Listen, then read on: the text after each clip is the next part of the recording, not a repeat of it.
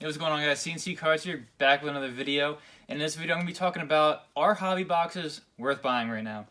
With how crazy the sports card market is and how expensive these boxes have become, it's kind of controversial on whether is it even worth buying them at this point. So that's what I'm going to talk about in this video, my input on it. And I'd love for you guys to share below in the comments what you think about this. But without further ado, let's get into it. And my answer straight up is no.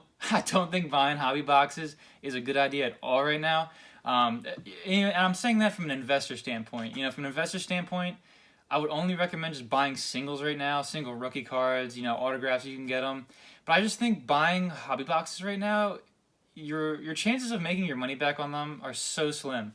With how expensive they are, football, basketball, UFC, pretty much everything right now in sports cards has gone up significantly. Like the hobby boxes are almost like it's like 5 times the value of what they were maybe last year. Like I remember buying a box of like 2019 Optic Football, something for $150, man.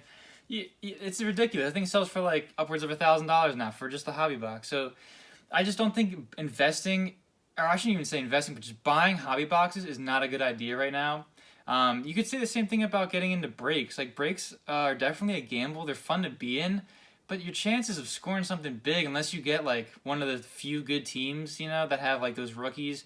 And basketball is hard because the rookie class isn't that great this year. I mean, it's decent. LaMelo's doing solid. Anthony Edwards is cool, but like, there's not a whole lot of depth there. Football had a decent rookie class, of course, but it just, it's kind of hard to make your money's back on even those. You're only paying like a certain amount of dollars to get into these breaks, but it's just hard to make your money's back. So from an investor standpoint, and investing in the sports card market now, I would just say to avoid buying hobby boxes, getting into breaks. Now, it kind of stinks because that's the fun part, man. Opening hobby boxes, getting into breaks, taking that risk and gamble because you just never know if you're going to pull that like Mahomes 101 auto, or you never know what's going to come out of those boxes, which makes it so fun.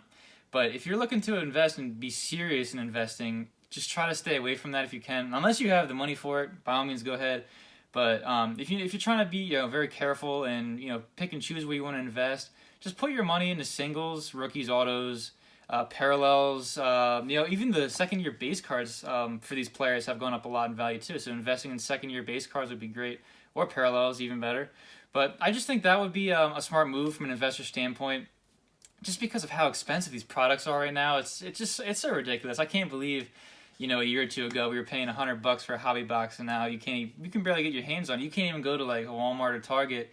You can't even buy like a blaster anymore because people go in and scalp and buy the whole thing. So it's a tough world we live in right now to be a sports card collector, but it's definitely very interesting. But so let me know below in the comments what you guys think. If you think staying away from hobby boxes and breaks is a good idea from an investor standpoint, or if you think taking that risk is worth it.